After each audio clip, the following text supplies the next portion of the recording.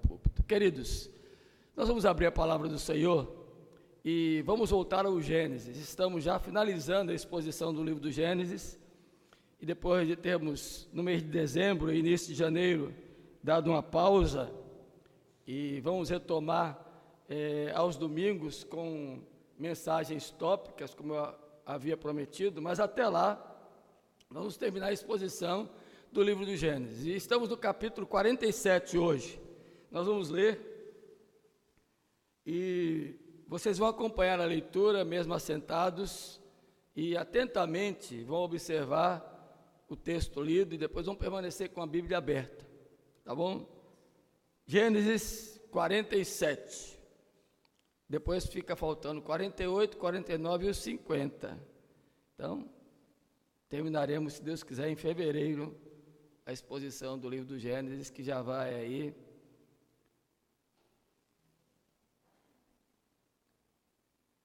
2 anos. Desde janeiro de 2015. Está vendo? A gente está em Gênesis, já passamos 47 capítulos e ainda não terminamos. Vê como a Bíblia é rica, né? Fonte inesgotável para nós. Acompanhe a leitura. Então, veio José e disse a Faraó: meu pai e meus irmãos, com os seus rebanhos e o seu gado, com tudo que tem, chegaram da terra de Canaã, e eis que estão na terra de Gozém. E tomou 5 dos seus irmãos e os apresentou a Faraó. Então perguntou Faraó aos irmãos de José: qual é o vosso trabalho? Eles responderam: os teus servos somos pastores de rebanho, tanto nós como nossos pais.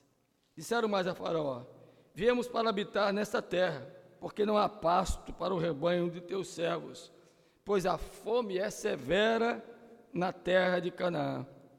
Agora, pois, te rogamos, permitas habitem os teus servos na terra de Gozém.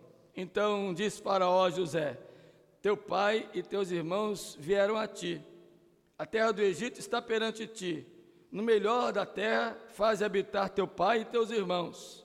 Habitem na terra de Gozém. Se sabes haver entre eles homens capazes, põe-nos por chefes do gado que me pertence. Trouxe José a Jacó, seu pai, e o apresentou a Faraó. E Jacó abençoou a Faraó. Perguntou Faraó a Jacó: quantos são os dias dos anos da tua vida? Jacó lhe respondeu: os dias dos anos das minhas peregrinações são 130 anos. Poucos e maus foram os dias dos anos da minha vida, e não chegaram aos dias dos anos da vida de meus pais, nos dias de suas peregrinações. E tendo Jacó abençoado a Faraó, saiu da sua presença. Então José estabeleceu a seu pai e a seus irmãos, e lhes deu possessão na terra do Egito, no melhor da terra, na terra de Ramsés, como Faraó ordenara. E José sustentou de pão a seu pai, a seus irmãos e a toda a casa de seu pai, segundo o número de seus filhos. Não havia pão em toda a terra, porque a fome era muito severa, de maneira que desfalecia o povo do Egito e o povo de Canaã por causa da fome. Então José arrecadou todo o dinheiro que se achou na terra do Egito e na terra de Canaã, pelo cereal que compravam, e o recolheu à casa de Faraó. Tendo-se acabado, pois, o dinheiro na terra do Egito e na terra de Canaã, foram todos os egípcios a José e disseram: dá-nos pão, porque haveremos de morrer em tua presença, porquanto dinheiro nos falta. Respondeu José: se vos falta dinheiro, trazei o vosso gado, em troca do vosso gado eu vos suprirei. Então trouxeram o seu gado a José. E José lhes deu pão em troca de cavalos, de rebanhos, de gado e de jumentos. E o sustentou de pão aquele ano em troca do seu gado. Findo aquele ano, foram a José no ano próximo e lhe disseram: não ocultaremos a meu senhor que se acabou totalmente o dinheiro, e meu senhor já possui os animais, nada mais nos resta diante de meu senhor, senão o nosso corpo e a nossa terra. Porque havemos de perecer diante dos teus olhos, tanto nós como a nossa terra. Compra-nos a nós e a nossa terra a troco de pão, e nós e a nossa terra seremos escravos de Faraó. Dá-nos semente para que vivamos e não morramos, e a terra não fique deserta. Assim comprou José toda a terra do Egito para Faraó, porque os egípcios venderam cada um o seu campo, porquanto a fome era extrema sobre eles, e a terra passou a ser de Faraó. Quanto ao povo, ele o escravizou de uma outra extremidade da terra do Egito. Somente a terra dos sacerdotes não a comprou ele, pois os sacerdotes tinham porção de Faraó e eles comiam a sua porção que Faraó lhes tinha dado. Por isso, não venderam a sua terra. Então disse José ao povo: eis que hoje vos comprei a vós outros e a vossa terra para Faraó. Aí tendes sementes, semeai a terra. Das colheitas dareis o quinto a Faraó, e as quatro partes serão vossas, para a semente do campo e para o vosso mantimento, e dos que estão em vossas casas, e para que comam as vossas crianças. Responderam eles: a vida nos tem dado, achemos mercê perante meu Senhor e seremos escravos de Faraó. E José estabeleceu por lei até o dia de hoje que na terra do Egito tirasse Faraó o quinto. Só a terra dos sacerdotes não ficou sendo de Faraó. Assim habitou Israel na terra do Egito, na terra de Gósen. Nela tomaram possessão e foram fecundos, e muitos se multiplicaram. Jacó viveu na terra do Egito 17 anos, de sorte que os dias de Jacó, os anos da sua vida, foram 147. Aproximando-se, pois, o tempo da morte de Israel, chamou José, seu filho, e lhe disse: se agora achei mercê à tua presença, rogo-te que ponhas a mão debaixo da minha coxa e uses comigo de beneficência e de verdade. Rogo-te que me não enterres no Egito, porém que eu jaza com meus pais. Por isso me levarás do Egito e me enterrarás no lugar da sepultura deles. Respondeu José: farei segundo a tua palavra. Então lhe disse Jacó: jura-me. E ele jurou-lhe. Israel se inclinou sobre a cabeceira da cama. Amém. Queridos irmãos, este é um relato interessante do livro do Gênesis a respeito da história de José no Egito e agora com a presença de sua família. Esse capítulo 47 nos traz algumas lições importantes, alguns aprendizados para nós. Primeiro, a maneira respeitosa, a maneira cuidadosa, a maneira honrosa com que Jacó lida com a autoridade do Egito.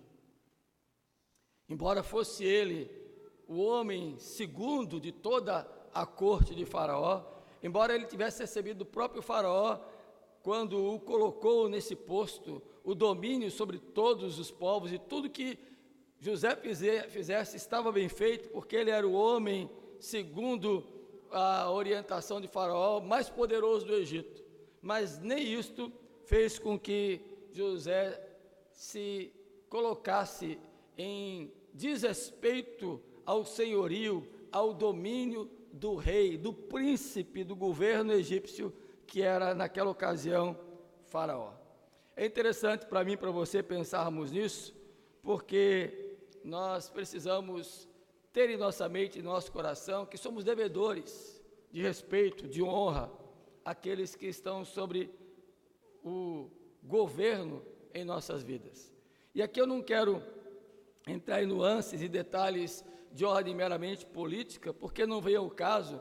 Inclusive a própria Escritura manda que a gente, inclusive, interceda pelas autoridades, ore pelos magistrados e honremos aqueles que têm posição de governo, para que possamos viver, segundo Paulo escreve a Timóteo, vida mansa e tranquila sobre a face da terra. Eu não quero entrar por esse viés, mas quero apenas colocar que nós somos pessoas que devemos ter o entendimento do respeito, da honra àqueles que estão sobre nós.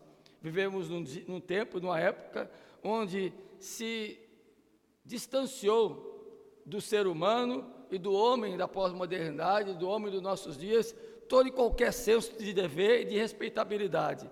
Hoje ninguém respeita mais ninguém. Todo mundo se acha dono de tudo. E todo mundo se acha como se fosse o senhor de sua situação e como se pudesse agir da maneira que bem achar melhor para com aqueles que estão no poder. Não devemos pensar desta forma.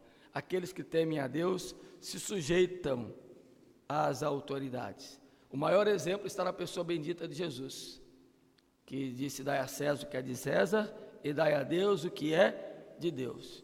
Mandou inclusive que os discípulos fossem pescar e da boca de um peixe tirou uma moeda e disse: de quem é essa esfinge? Do império. Então dai ao império o que é do império e dai a Deus o que é de Deus. É uma coisa que eu e você precisamos aprender. Somos povo de Deus, somos igreja do Senhor Jesus e devemos honra àqueles que estão sobre nós. Mas eu queria pensar numa outra linha desta honra, desse dever de obrigação que devemos ter para com aqueles que estão sobre a nossa vida. E especificamente, queridos, aqui a autoridade daqueles que têm a responsabilidade de conduzir a vida do povo de Deus.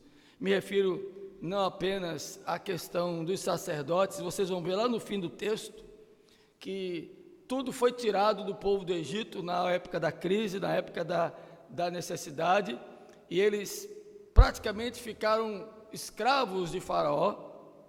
O único território que não foi mexido, que não foi molestado pelo domínio de Faraó, foram a terra dos sacerdotes. E que sacerdotes eram esses? Os sacerdotes de Faraó não tiveram da sua terra a retirada para pertencer a Faraó, por causa do ministério, do ofício que eles realizavam. Isso é uma lição preciosa para mim e para você. Se os povos pagãos, dentro de toda a estrutura do Antigo Testamento, lá no Oriente, respeitavam o ofício sacerdotal e mantinham um dever de honra e de não retirada do que era devido àqueles, muito mais hoje devemos pensar em honrar aqueles que exercem sobre nós o sacerdócio espiritual. Eu não estou aqui de forma alguma querendo justificar esses desvios que extrapolam toda a racionalidade, todo o bom senso que alguns segmentos do movimento evangelical brasileiro distorcido têm feito, como pessoas aí explorando a boa-fé dos outros. Inclusive, ultimamente, nessa semana, foi aí fartamente divulgado nas redes sociais um desses, aspas, apóstolos do século 21, que foi ensanguentado em um suposto, vou dizer assim, ataque em uma reunião pública, esfaqueado, e pegou a sua camisa e começou a dizer que quem desse tanto e tocasse naquela camisa seria curado pelo seu sangue. Isso aí exorbita toda e qualquer possibilidade de dever, de honra e de dignidade aos que exercem autoridade espiritual, porque está longe do princípio bíblico. Isso é uma heresia, é uma afronta ao princípio elementar do respeito que devemos ter àqueles que seguem a palavra de Deus. Este não está seguindo, está tomando para si uma honra que não lhe pertence. Então, essa consciência de respeito, de dever, deve ser colocada em nossa mente, em nosso coração. Em segundo lugar, o capítulo 47 também nos trava uma outra discussão de respeito e de honra àqueles que são nossos adversários a princípio. Vocês lembram o que foi que os irmãos de José fizeram com ele? Vocês estão lembrados? Nós lemos lá do capítulo 37 em diante, José foi vendido e dado como morto na casa do seu pai, o amado filho de Jacó, porque os seus irmãos lhe armaram uma suposta morte e lhe venderam para uma caravana de etíopes. Vocês viram no capítulo 45 que quando eles se apresentam no Egito para levarem alimento e mantimento para casa de seu pai para a sua terra. José os reconhecendo, ele não reconhecendo a José, ele se reconcilia com seus irmãos. Agora poderia ser a hora, né, de ele dar o troco, de ele revidar, de ele colocar os seus irmãos no pior de todos os lugares. Mas não, no capítulo anterior nós vimos que ele disse que apresentaria os seus irmãos a Faraó, e disse, inclusive, lhes orientou a respeito do que deveriam dizer. Supostamente já sabia ele o que o Faraó ia perguntar, porque ninguém ocioso poderia estar na terra do Egito. Ninguém que não tivesse atividade poderia fazer parte do corpo daquele estado no Egito. Então José, por ser um príncipe abaixo de Faraó, por conhecer inclusive o próprio Faraó e o pensamento de Faraó, disse: olha, vocês quando chegarem lá, vocês vão dizer que vocês são pastores, que a única coisa que vocês sabem fazer é cuidar do gado, e de fato era verdade.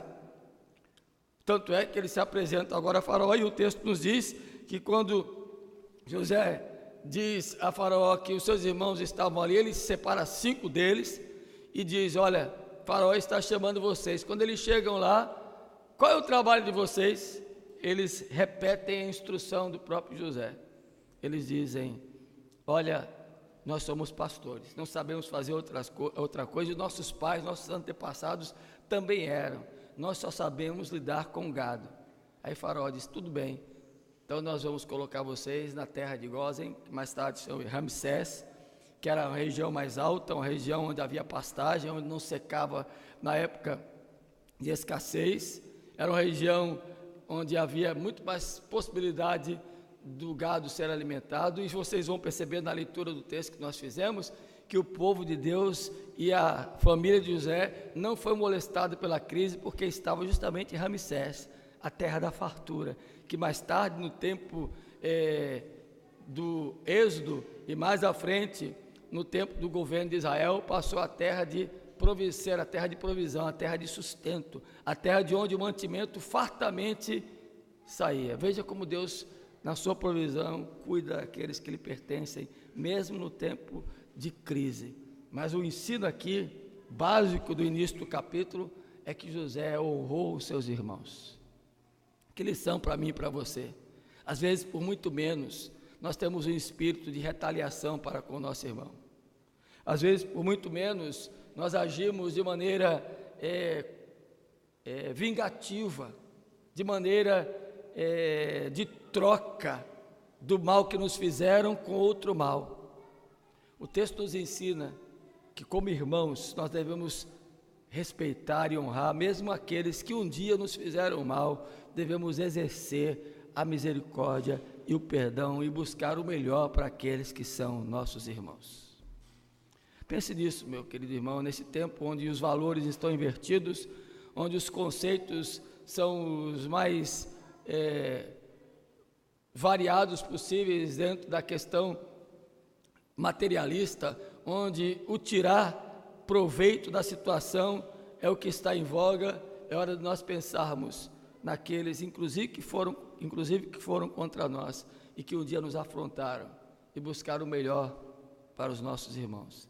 Isso acontece aqui entre nós. Isso acontece nos concílios,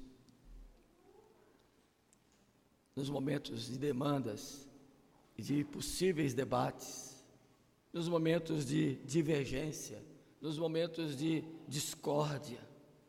Não temos que trazer conosco ao longo dos anos isto para oportunamente retaliarmos e darmos o troco.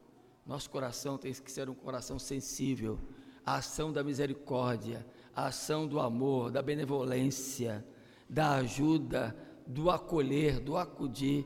Tem que ser um exercício contínuo em nossas vidas. Amém? Jesus nos ensinou isso.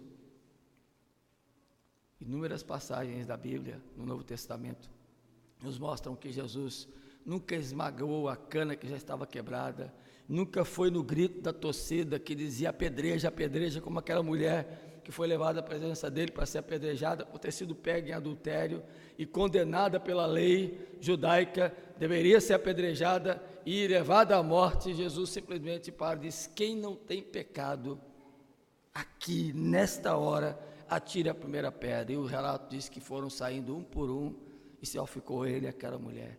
A ação da misericórdia, do perdão para aqueles que fizeram algum mal, que nos cometeram algum mal, ou que fizeram algum mal ao outro, ou que cometeram delitos, erros, não pode ser o ponto principal para virmos a retaliar, repito, a dar o troco e a revidar o outro. A ação da misericórdia, do perdão, do amor e querer o melhor para o outro deve estar em nosso coração e nossa mente. Pense aí no que José orientou. Chega a Faraó e diga que vocês são pastores. Além de orientá-los no que deveriam dizer, ainda disse: a terra de Gósen, Ramsés, o melhor lugar da região, aqui da fronteira do Egito, será de vocês. E assim Faraó fez, de acordo com a instrução que José deu aos seus irmãos, e eles falaram. Assim Faraó deu ordem para que se fizesse com seus irmãos. Que atitude maravilhosa! Será que nós temos sido assim para com o outro, querido irmão? Aqueles que têm falhado na comunidade, ou aqueles que têm falhado conosco, de alguma maneira têm agido indevidamente nas relações, quando eles precisam de nós, o que temos feito? Temos estendido a mão e oferecido o melhor, ou temos nos retraído e deixado que eles fiquem no pior? Que postura temos adotado? É coisa para pensar, é coisa para refletir, é coisa para tocar a nossa mente e o nosso coração. Terceiro, esse texto nos mostra também, de maneira bastante clara, o respeito que José teve para com seu pai. Porque ele o apresentou também a Faraó. Ele também fez com que o seu pai se apresentasse ao rei do Egito. E é interessante que esse relato, versículo de número 7, diz assim: trouxe José a Jacó, seu pai, e o apresentou a quem? A Faraó. E é interessante que a expressão é lacônica e é objetiva. No versículo número 7 diz: e Jacó abençoou a Faraó. Antes de dizer o que foi que aconteceu, Jacó trouxe bênção a Faraó. E aqui vamos pensar algumas coisas, queridos irmãos. Quando José leva seu pai a Faraó, era o respeito que ele estava tendo, não apenas por Faraó, mas pelo seu próprio pai, como o ancestral, como o mais velho, como o homem, o ancião, de quem o respeito se deve ser dado continuamente. E vocês vão ver algumas coisas interessantes naquilo que eu estou falando. Olha só, hoje de manhã, domingo passado, nós falamos aqui sobre a brevidade da vida, porque estamos estudando sobre a mordomia do tempo dentro do tema do ano. E nós mostramos que somos pessoas de uma vida breve, e por mais anos de vida que nós tenhamos já vivido, esta vida passa rapidamente, nós voamos, como nos diz as Escrituras. E o texto do Salmo 103, que lemos ainda há pouco, fala sobre isso. Quando Jacó chega diante de Faraó, e Faraó pergunta, não pergunta quantos anos ele tem.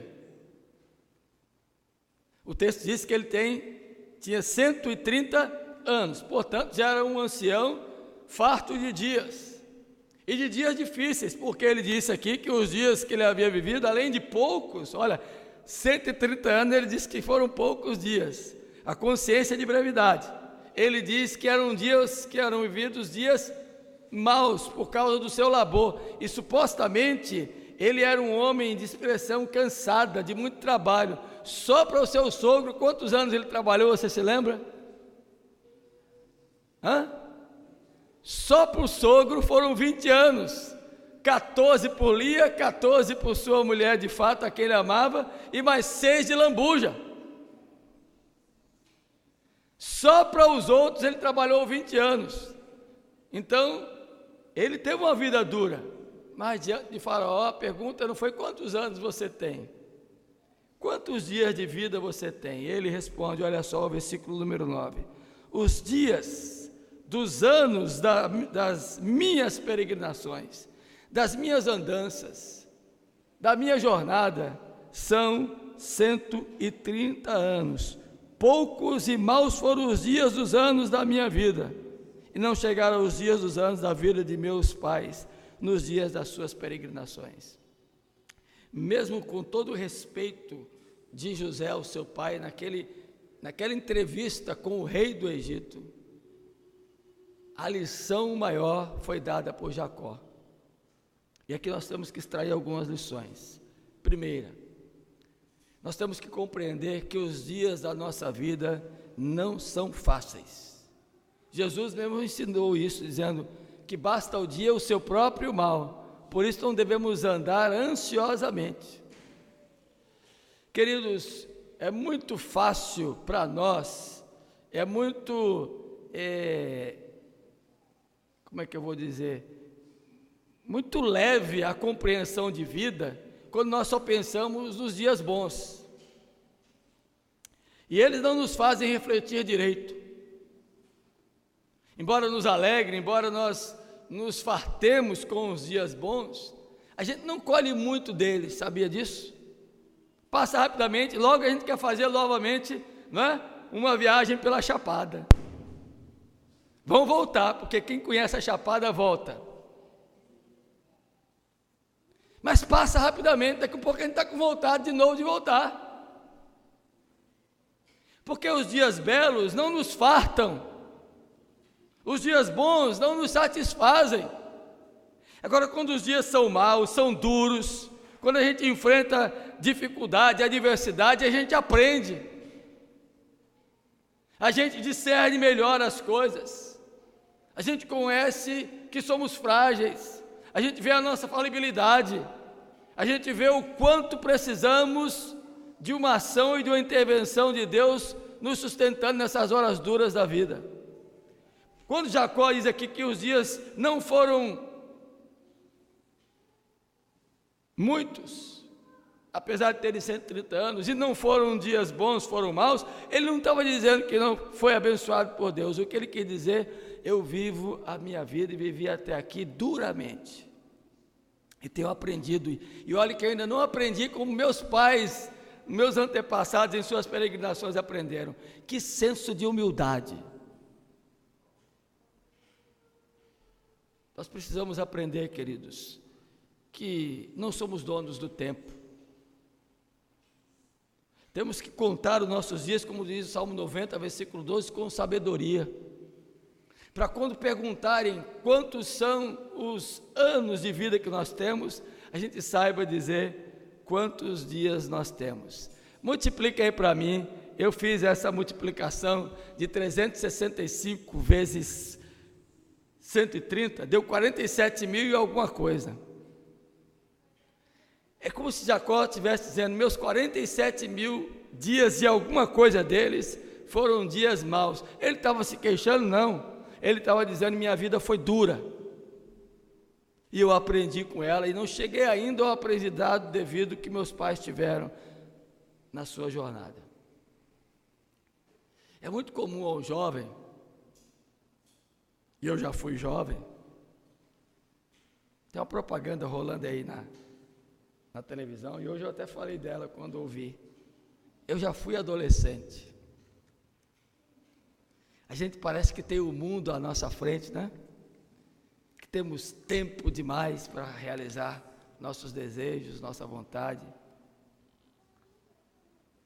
Parece que o tempo voa, e ele voa mesmo, e que a gente tem muito ainda para fazer, e a gente não se preocupa com o amanhã. O jovem não tem essa preocupação. Quando a gente vai ficando um pouquinho mais velho, a gente começa a pensar em algumas coisas. Eu ainda me acho um jovem, porque tem coisa que eu não estou pensando ainda na velhice. Oh, coisa terrível! Eu tenho que entender que eu já cheguei à beira dos 60. Eu estou pensando que eu ainda tenho 20. Tenho que me preparar para os dias que virão. E aprender a contar os dias que se passaram, os que não foram bons, como sabedoria de Deus que me ensinaram alguma coisa. E eu posso dizer para você que tive dias não muito bons na minha vida, e eu podia listar alguns aqui, não vou fazer isso hoje.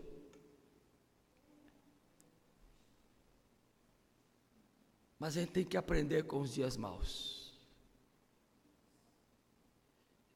Não reclamar deles. Não praguejar.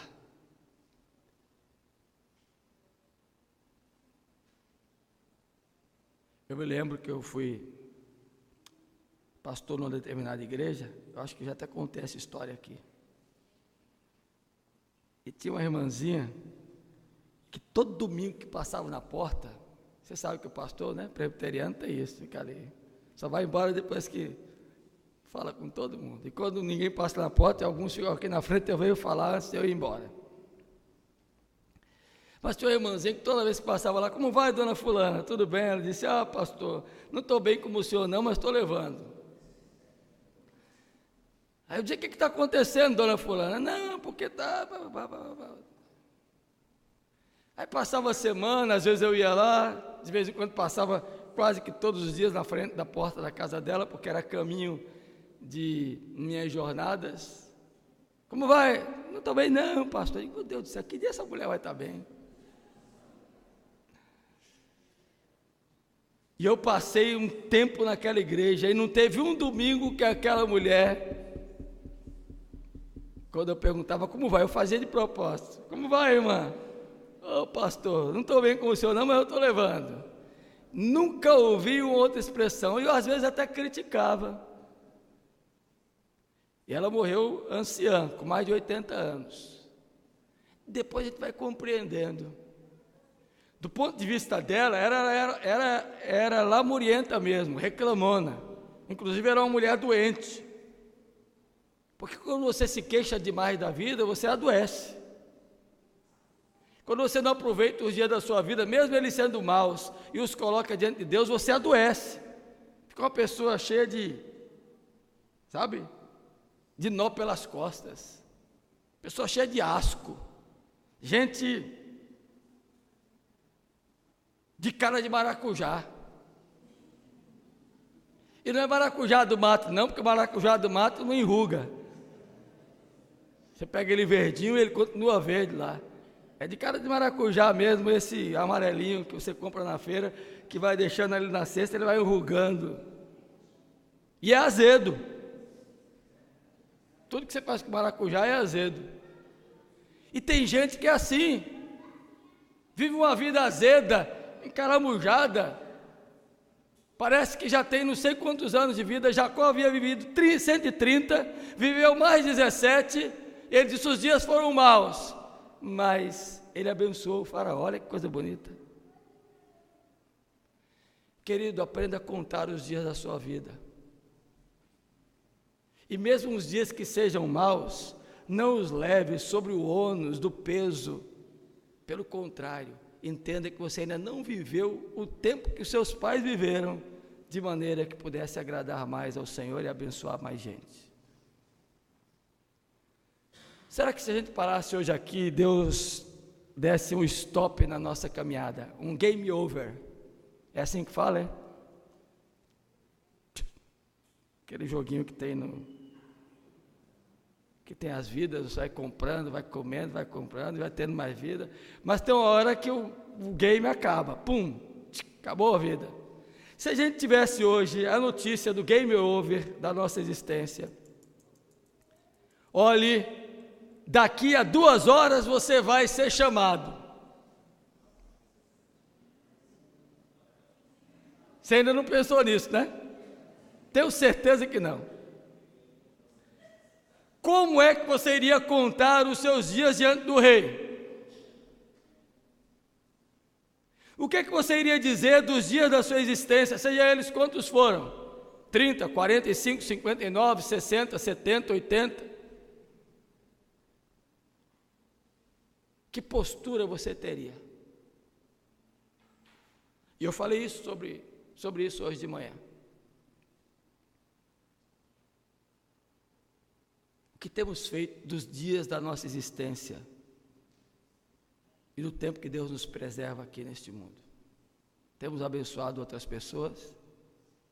Faraó abençoou. Foi abençoado pelo Jacó, abençoou a Faraó. E ele saiu da presença de Faraó, olha o texto que diz aí, versículo 10. E tendo Jacó abençoado a Faraó, saiu da sua presença. Quem deveria beneficiar, foi beneficiado. Aprenda isso, meu querido irmão, minha querida irmã, nas horas duras da vida, abençoar aos outros. Amém? Eu quero dizer uma outra lição desse texto, que está na parte dos versos 13 em diante, que é a segunda parte do texto, que vai até o versículo número 31. Outra lição para mim e para você. Nós estamos sempre expostos à crise. Às vezes a crise é plantada. Às vezes a crise é decorrência de alguma situação mal administrada. Vocês se lembram que Faraó teve um sonho? E ninguém interpretava o sonho daquele homem, até que um dos que havia convivido com José na prisão disse: olha, tem um rapaz hebreu, um jovem ali de seus 17, 18 anos de idade, interpretou o nosso sonho na cadeia, e da forma como ele interpretou, aconteceu. Faraó imediatamente disse: manda chamar esse jovem.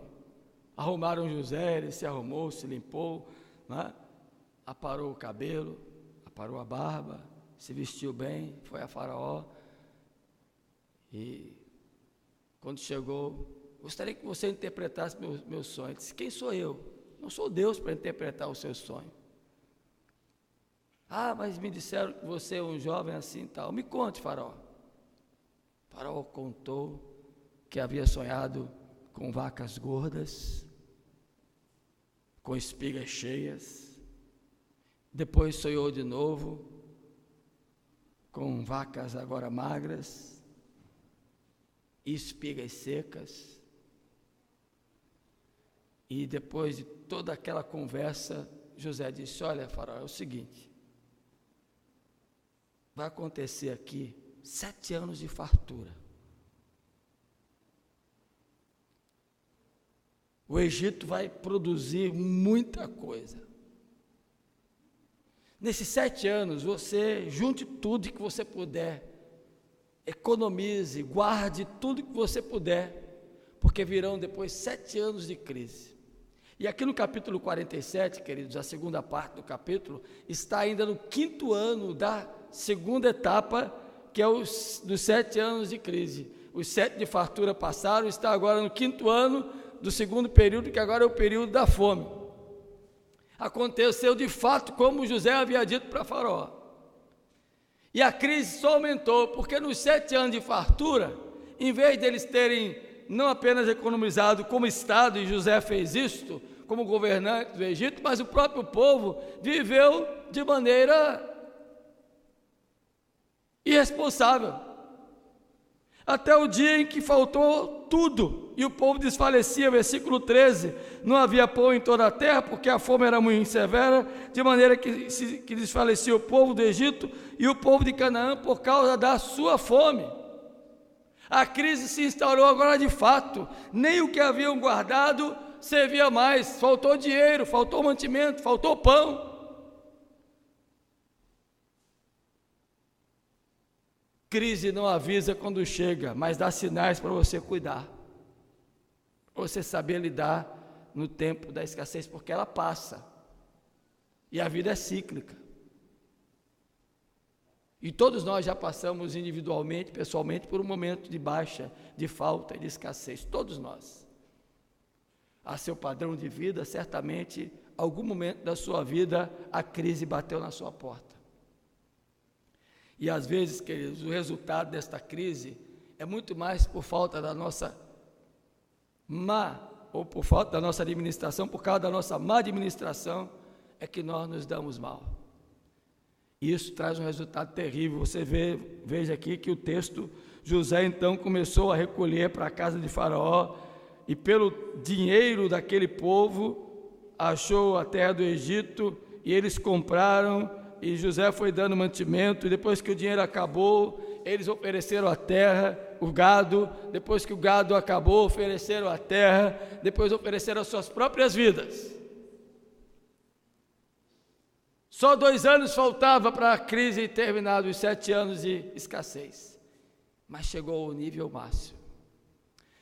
Será que a gente enfrenta crise? Será que estamos enfrentando alguma crise na nossa vida? Não apenas econômica, financeira, material, mas alguma crise que foi instaurada por causa da nossa má administração, com aquilo que Deus coloca em nossas mãos, dos recursos que Ele nos expõe para usarmos, e a gente não pensa, porque vive regaladamente, como achamos que devemos viver naquele tempo.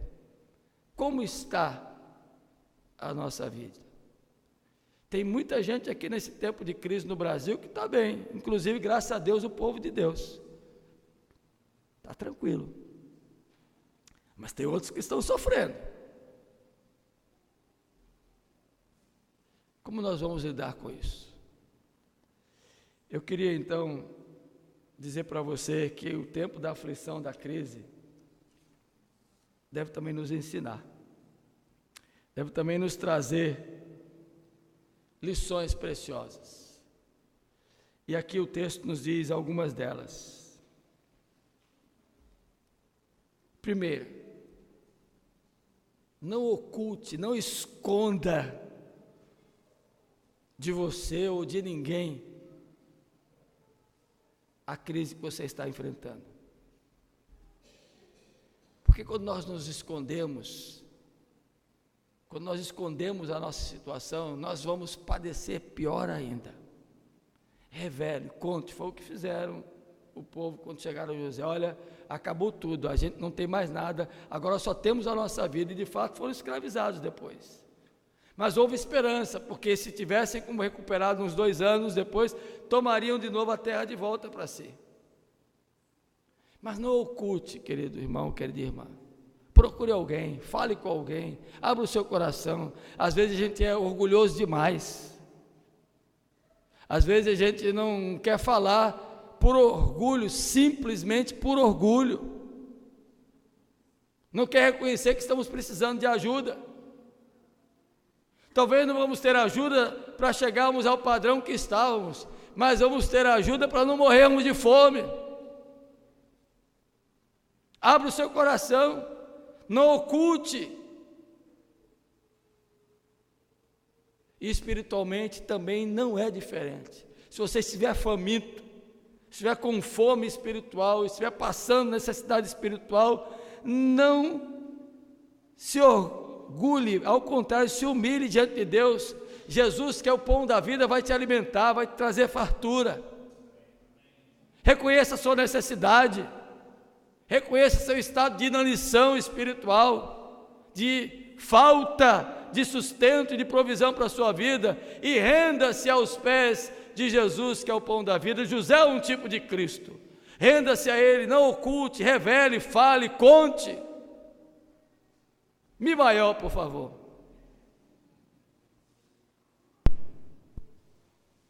Estava faltando, né? Conta para Jesus onde é a tua dor. Ele é o caminho, confia no Senhor. Não te desanimes com a tua dor.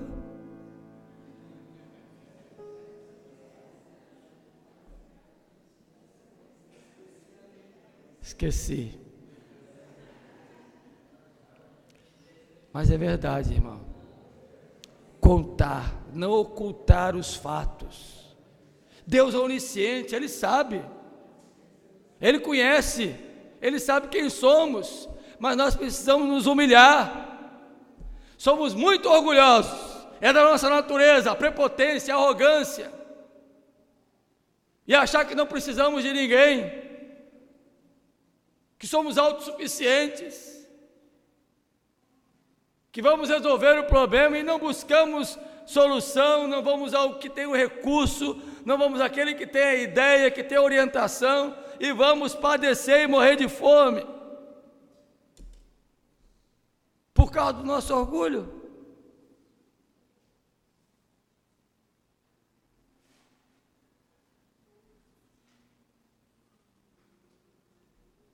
Humilhe-se,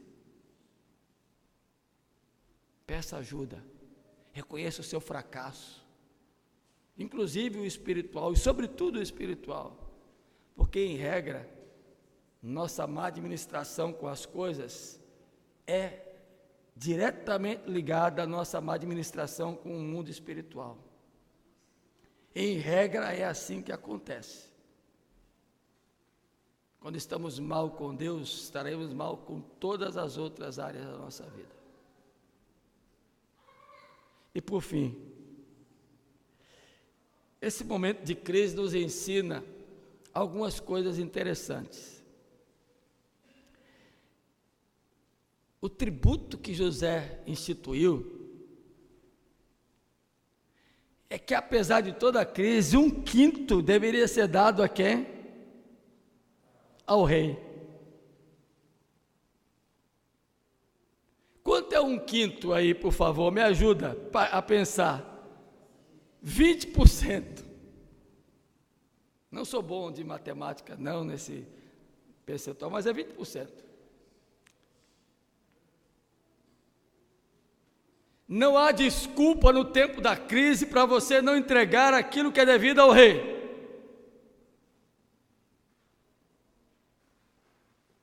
E Deus nos orienta a sermos dizimistas, é menos do que 20%, é 10%. Crise não é desculpa para não contribuirmos com o reino de Deus. Tempo de crise não deve nos excusar de darmos aquilo que é devido ao Senhor, porque o que é dele, não pertence a nós. E às vezes nós nos olvidamos de participarmos efetivamente com as nossas obrigações e nossos deveres em relação à contribuição daquilo que é do reino de Deus, por desculpa do momento de crise em que vivemos. Você só não vai dar se você não tiver. Evidente, Deus não vai de forma alguma imputar-lhe esse juízo. Mas pessoas que têm, mesmo no tempo de crise, e querem preservar aquilo que é de Deus, porque a crise está aí, não sei o dia de amanhã, você não sabe mesmo não, e você pode nem chegar lá e ficar sem os 10 e sem os 90, porque Deus pode te tirar, até a vida. Então honre ao rei, honre ao reino, e no nosso caso, o reino aqui é de Deus, o rei é Jesus. Pensa nisso, como você tem lidado com os recursos que não são seus, são do reino.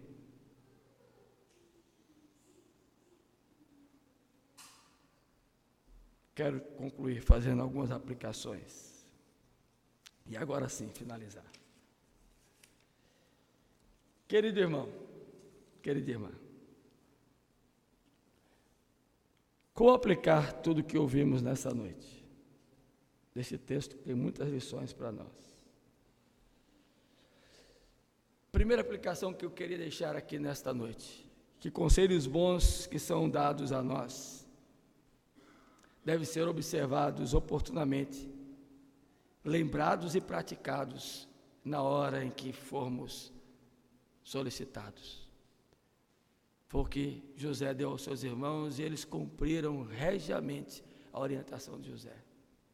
Diante de Faraó, disseram: somos pastores, só sabemos trabalhar com o campo. Souberam dizer o que precisavam e fizeram o que deveria ser feito, na hora que precisava ser feito. Não guardaram de forma alguma segredo quanto ao que eles eram. Somos pastores, só sabemos cuidar do rebanho. Isso foi taxativo para que fossem para Gósen, para Ramsés. Segundo, pense no tempo de sua vida e viva de maneira digna, respeitosa para com os outros. E por mais que sejam longos os dias dos anos de sua vida, e que não sejam dias tão bons, faça como Jacó, abençoe os outros. Conte-os diante de Deus. Abençoe as pessoas no tempo que Deus te conservar aqui. Não se furte do dever de fazer o bem aos outros. Por mais necessitado que você seja, por mais idade que você tenha, seja abençoador. Terceiro, entenda que os dias da sua vida são curtos. Passam rapidamente. Eles voam. E você deve aprender a lidar com todos eles, contando cada um deles com sabedoria e discernindo, mesmo os dias maus, o que pode aprender com eles. É interessante que o texto nos fala que Jacó, mais à frente, ao final, pediu a José que lhe enterrasse na terra de seus pais, não lhe deixasse no Egito. Isso é uma lição preciosa para mim e para você. Quando a gente conta os nossos dias, a gente entende que não somos cidadãos dessa terra. A gente percebe que estamos indo para uma outra pátria. E que o nosso desejo não está preso aqui neste mundo e sim nos céus. Que o nosso desejo é morrer e estar com o Senhor. E não ficar preso às coisas desse mundo. E Hebreus 11, quando fala de Jacó, na galeria dos heróis da fé, cita isto que ele pediu a seu filho José. Tenha o seu coração na pátria celestial, meu irmão, porque você vai certamente, nos dias de crise, olhar para o alto. E por fim, busque até o fim dos seus dias o desejo de querer morrer, mas morrer com o Senhor. Quando Jacó diz que quer ser enterrado na terra dos seus pais, ele não estava falando apenas dos ancestrais, ele estava se firmando na promessa que havia sido dada aos pais, em Abraão, da terra prometida. E o lugar deles não era o Egito. Eu e você temos uma pátria celestial. A promessa de Deus para nós é a vida eterna. Nosso lugar não é aqui. O Rei Jesus já nos conquistou e foi preparar um lugar para nós, de João 14. Para que ficar tão preso às coisas passageiras deste mundo? Se você tem uma mansão nos céus que foi preparada por Jesus. Que Deus te abençoe. Viu como o Salmo 111 que lemos no início está aqui estampado na história de José? Que você pense no dia de hoje, como tem vivido os dias da sua vida. Vamos ficar de